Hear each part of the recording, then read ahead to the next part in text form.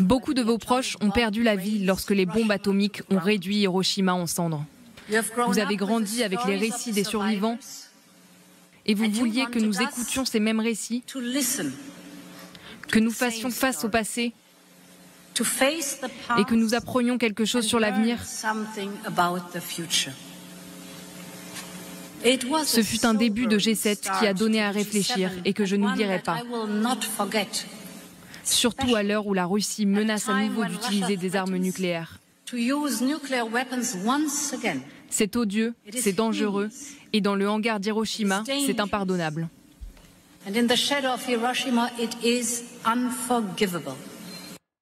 En général, on rappelle cette espèce de règle non écrite qui fait que le simple fait de parler de la menace nucléaire, c'est toujours, ça fait réagir. En soi, d'ailleurs, les Russes n'ont pas manqué à la règle. Hein. Oui, tout à fait. Alors, ils pensaient toujours n'en parler jamais. Mais la menace nucléaire, il faut la prendre au sérieux. Même si depuis le début de la guerre, on a vu qu'au fur et à mesure, tout ceci était devenu des non-dits, en fait. Hein. Et puis la présidence chinoise, vous vouliez parler de la Chine tout à l'heure, qui dit pas d'utilisation de l'arme nucléaire.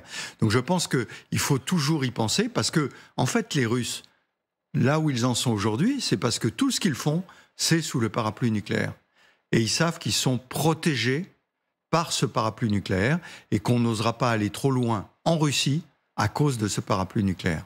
Avec aujourd'hui, vous dites y penser, mais c'est plus qu'y penser. Les puissances se préparent activement, se préparent pour ne pas l'utiliser, évidemment tout le monde l'espère, mais les sites d'essais nucléaires qui grandissent, révélation de CNN, images à l'appui. Ce sont ces images satellites qui montrent une activité accrue sur les sites d'essais nucléaires en Russie, en Chine et aux États-Unis, les trois géants nucléaires de la planète, contrairement un peu à leur discours, puisque le discours, disons, officiel, c'est souvent rien ne change, il n'y a pas de risque accru, etc. Si on agrandit les sites, c'est quand même que, en tout cas, on modernise toujours plus l'armement. Oui, mais vous ne citez pas la France, mais la loi de programmation militaire, le plus gros budget qui est consacré, c'est la modernisation de l'arme nucléaire française. Si tu veux la paix, prépare la guerre.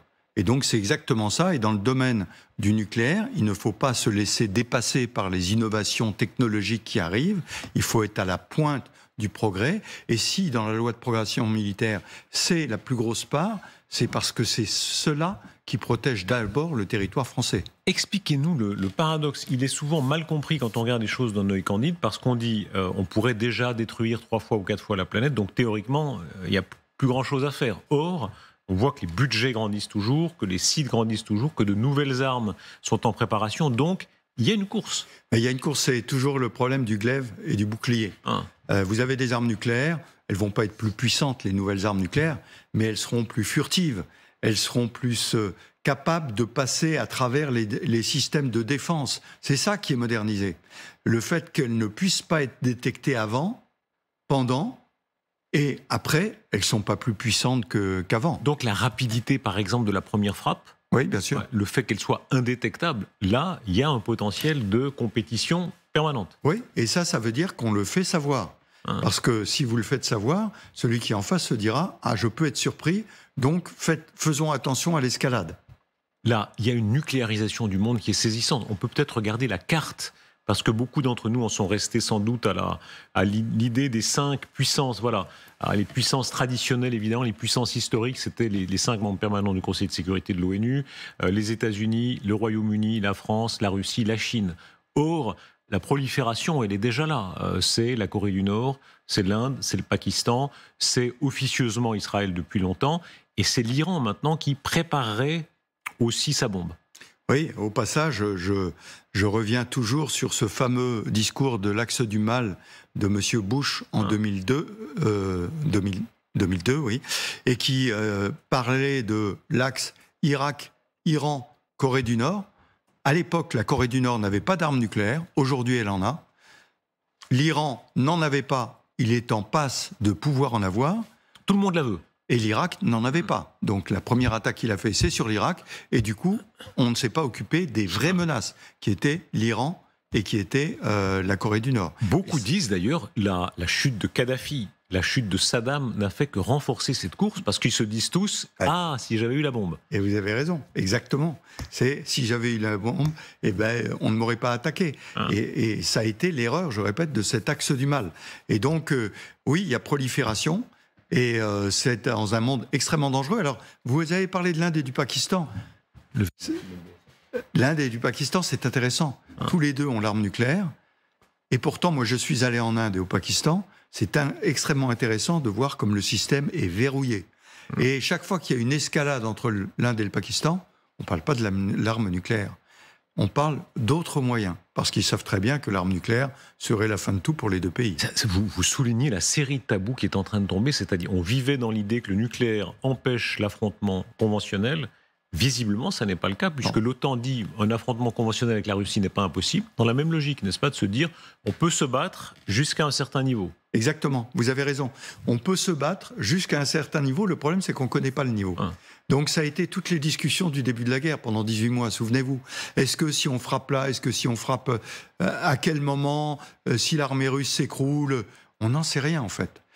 Mais pardon, au début de la guerre, on disait qu'avec l'OTAN, en revanche, c'était impossible. On disait effectivement, on n'en sait rien, les lignes rouges, mais on disait, avec l'OTAN, de toute façon, ça n'aura jamais lieu, c'est pas possible. Ça commence à évoluer. De la même façon que vous le dites, entre l'Inde et le Pakistan, on peut se battre, mais en dessous d'un certain seuil. Oui, mais je pense qu'en armement conventionnel, combattre l'OTAN, ça n'est déjà pas possible. Donc on ne parle même pas du nucléaire, si vous voulez. La Russie, qui n'arrive pas à vaincre l'Ukraine, n'a absolument aucune chance de vaincre l'OTAN. Donc elle le sait. Et donc, elle ne va pas aller à cette confrontation-là. En tout cas, l'escalade, elle est là de tous les côtés. MBS, on parlait de l'Iran qui prépare son arme. Il y a un effet ici, n'est-ce pas, de surenchère là aussi. Mohamed Ben Salman qui déclarait cette semaine, si l'Iran obtient des armes nucléaires, alors nous l'obtiendrons aussi. Ils ne veulent évidemment pas être démunis face aux Iraniens. Bien sûr. Même s'ils se rapprochent d'eux. Même si, effectivement, par le biais de la Chine, ils ont réussi à se rapprocher l'un et l'autre. Non, mais il y a un vrai sujet avec l'Iran, surtout compte tenu de la nature du régime. C'est toujours, si vous voulez, l'arme nucléaire, c'est lié à la nature du régime. Et dans nos démocraties, on sait que les gens seront pondérés. En Iran, on en est moins sûr. Là, est-ce qu'on est dans une montée des périls? On pense aux années 30. Où tous les pays s'armaient toujours davantage, et les optimistes disaient, c'est la pièce de Giraudoux, je crois, 1935, enfin c'est le milieu des années 30, la guerre de Troie n'aura pas lieu. Là, la guerre de Troie, quand même. Oui, mais nous en parlions tout à l'heure, il y a une similitude avec ces années-là, dans plusieurs domaines. Dans le domaine de la violence. Tout à l'heure, votre interlocuteur précédent en parlait de la violence dans les rues, de la violence dans les parlements, et de la violence de façon globale, c'est-à-dire l'incapacité de s'écouter, de dialoguer, puis de négocier, mais d'en venir tout de suite à la confrontation, j'allais dire physique, parfois verbale, mais physique, et ça, effectivement, il y a une similitude là. Dans cette escalade générale, c'est l'article de Reuters sur l'économie de guerre russe. La Russie prévoit 26% de hausse de ses dépenses budgétaires. Personne ne sait très bien la part qui va aux militaires. Mais 26% en plus, année électorale, on arrose évidemment, mais l'économie de guerre s'est installée paradoxalement. L'économie russe ne va pas si mal, mais de façon artificielle. Oui, alors de façon artificielle, vous avez raison, mais elle ne va pas si mal. J'ai interviewé pas mal de gens qui venaient de Russie, qui revenaient de Russie, dit tout va bien. En fait, comme il y a eu embargo, eh bien la Russie se développe par elle-même. Et elle se développe par elle-même, et l'industrie militaire commence à produire. Alors, soyons clairs, s'ils vont chercher de l'armement en Corée du Nord, s'ils vont chercher de l'armement en Iran, c'est qu'il y a quand même des trous dans la raquette. Mais globalement, ils y arrivent pas mal. C'est presque contre-intuitif, mais la production militaire participe à une forme d'énergie économique, en tout cas momentanée, mais c'est artificiel. On produit un obus, mais on le tire une fois. C'est pas comme produire un réfrigérateur ou une voiture. C'est pas de l'économie saine, si on veut. Non. Mais ça marche. Mais l'économie russe n'est pas saine, évidemment. Elle dépendait du pétrole et du gaz. Aujourd'hui, elle a un appareil militaire qui se développe, elle refait fonctionner ses usines à plein. Tout ceci n'est pas sain. Mais c'est pas grave pour le régime de Poutine, ça fonctionne. Ça marque que ça fonctionne.